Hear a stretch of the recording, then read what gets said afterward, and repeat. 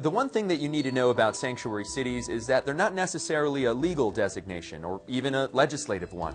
They're given that label because of the perception that they are not enforcing federal immigration law. There are more than 200 cities or jurisdictions in the United States that are labeled sanctuary cities. They're called sanctuary cities because the mayors of these cities or leaders of these jurisdictions do not require local law enforcement to ask a person's immigration status when they're detained or they're arrested.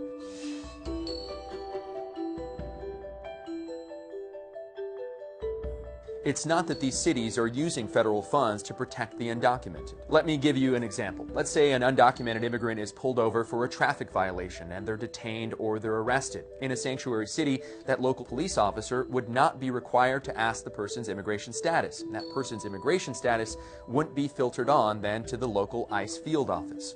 This is deeply frustrating for conservatives who say, what's the harm in local law enforcement officials from asking just one more question to the person that they detain or they arrest?